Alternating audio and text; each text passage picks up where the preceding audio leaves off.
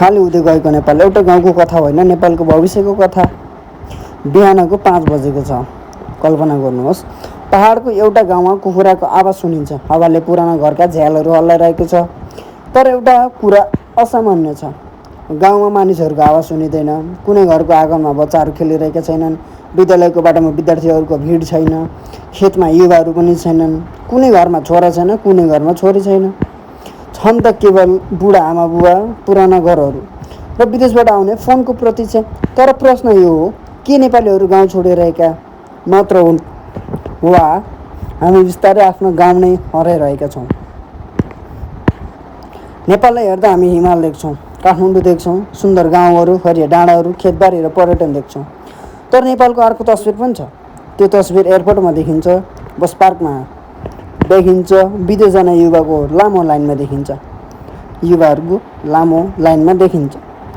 World ब्याङ्कका अनुसार नेपालमा घरेलु रूपमा पर्याप्त गुणस्तरीय रोजगारी सिर्जना हुन नसक्दा धेरै युवा रोजगारीको खोजीमा विदेश जाने गरेका छन्। 2021 सम्ममा नेपालको 7% भन्दा बढी जनसङ्ख्या विदेशमा बसाइसकेको थियो र अहिले नेपालको अर्थतन्त्रमा रेमिट्यान्स अर्थात् विदेशबाट आउने पैसा अत्यन्त महत्त्वपूर्ण छ। 2024 मा रेमिट्यान्स नेपालको जिडिपीको करिब 26% बराबर थियो। अर्थात् विदेश गएको एउटा छोरा केवल एउटा परिवारको सदस्य मात्र होइन, ऊ घरको ऋण तिर्ने मान्छे पनि हो। बहिनीको पढाइको खर्च हो, आमाको औषधि हो, घर बनाउने सपना हो र कतिपय अवस्थामा पुरै परिवारको भविष्य हो। कल्पना गर्नुहोस्, एउटा घर छ, त्यही घरमा कुनै समय 8 जना मानिसहरू बस्थे। बिहान हाँसो हुन्थ्यो, चुलोमा खाना पाक्थ्यो, बच्चाहरू विद्यालय जान्थे, बुवा खेतमा जानुहुन्थ्यो, आमा घरको काम गर्नुहुन्थ्यो। तर समय बदलियो। पहिला एउटा छोरा विदेश गयो, त्यसपछि अर्को छोरी पढ्न सहर गइन्। बुवा आमा पनि अत्यन्त सहरतिर झरे र गाउँमा बाँकी रह्यो एउटा घर। ढोकामा तालचा, भित्तामा पुरानो परिवारको फोटो, आँगनमा उम्रिएको घाँस र त्यो घरलाई हेरेर बसिरहेको एउटा प्रश्न। फेरि मान्छे गएपछि घरलाई घर कसले बनाउँछ?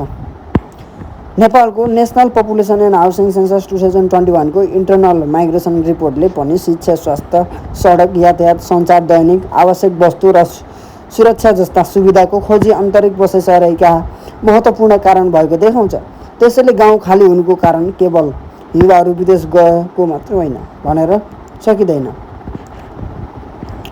कहिलेकाहीँ मानिसले गाउँ छोड्दैन, अवसरको अभावले उसलाई गाउँ छोड्न बाध्य बनाउँछ। तर यहाँ एउटा अर्को कथा छ। नेपालमा 16 देखि 40 वर्ष उमेर समूहले जनसङ्ख्याको करिब 41% हिस्सा ओगट्छ। अर्थात् नेपालसँग युवा शक्ति छ, धेरै ठुलो युवा शक्ति। तर चुनौती के हो? उनीहरूले आफ्नो क्षमता कहाँ प्रयोग गर्ने? वर्ल्ड ब्याङ्कका अनुसार नेपालमा अन्डर इम्प्लोइमेन्ट अर्थात् पर्याप्त काम नपाउने अवस्था ठुलो समस्या हो र रोजगारीको ठुलो हिस्सा इन्फर्मल सेक्टरमा छ। त्यसैले एउटा 20-22 वर्षको युवा आफ्नो घरको आँगनमा बसेर सोच्न सक्छ, यहाँ बसेर म के गर्न सक्छु? अनि अर्को प्रश्न आउँछ, विदेश गयो भने कति कमाउन सक्छु? यही दुई प्रश्नबीच एउटा पुस्ताले आफ्नो भविष्य रोजिरहेको छ। कसैको सपना विदेशमा छ, कसैको सपना काठमाडौँमा छ, कसैको सपना आफ्नै गाउँमा व्यवसाय गर्ने छ। तर समस्या एउटै छ, सपना ठुलो छ, अवसर सानो छ। सपना ठुलो छ, अवसर सानो छ। The price of remittance. विदेशबाट पैसा आउँछ, घर बन्छ, ऋण तिरिन्छ, बच्चाहरू पढ्छन्, परिवारको जीवन सहज हुन्छ। त्यसैले माइग्रेसनलाई केवल नराम्रो भनेर हेर्न मिल्दैन। वास्तवमा रेमिट्यान्सले नेपालमा गरिबी घटाउन ठुलो भूमिका खेलेको छ। वर्ल्ड ब्याङ्कका अनुसार 2023 मा रेमिट्यान्सले नेपालको जिडिपीको करिब 1/4 हिस्सा ओगटेको थियो र यसले धेरै परिवारलाई आर्थिक रूपमा टिकाइराख्न मद्दत गरेको छ।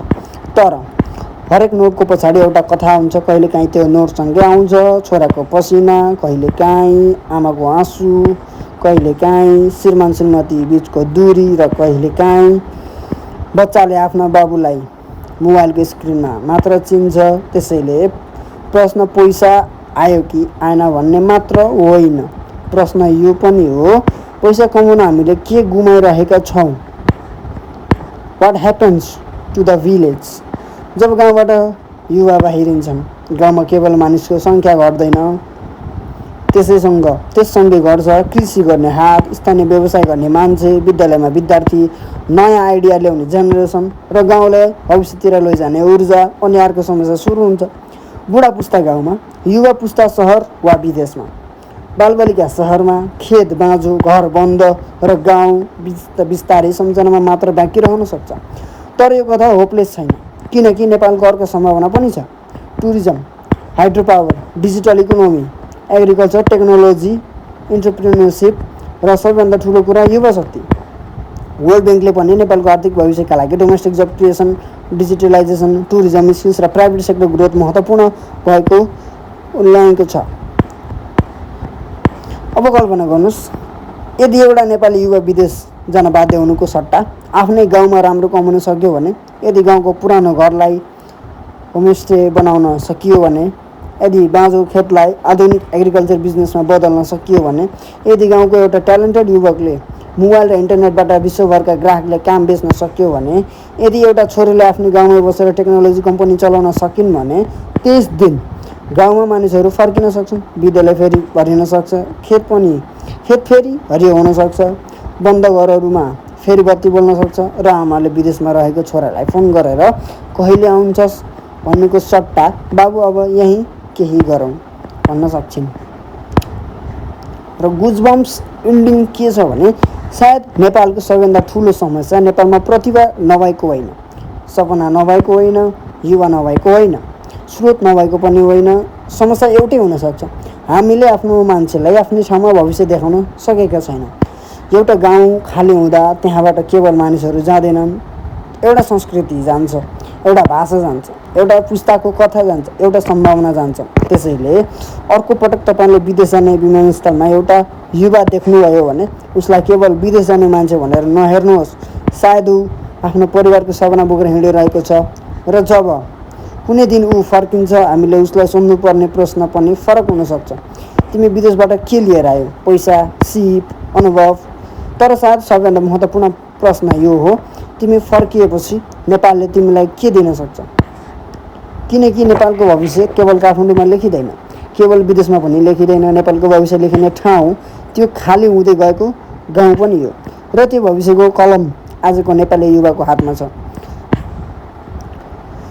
गाउँ खाली हुनु केवल जनसङ्ख्या घट्नु होइन, कहिलेकाहीँ त्यो देशको भविष्यको एउटा पाना खाली हुनु हो। धन्यवाद। यदि यो भिडियो तपाईँहरूलाई मनपर्छ भने like, comment, share and subscribe गर्न नबिर्सनु होला। यो भिडियोमा केही गल्ती, कसैको भावनामा ठेस पुग्यो भने माफ गर्नु होला।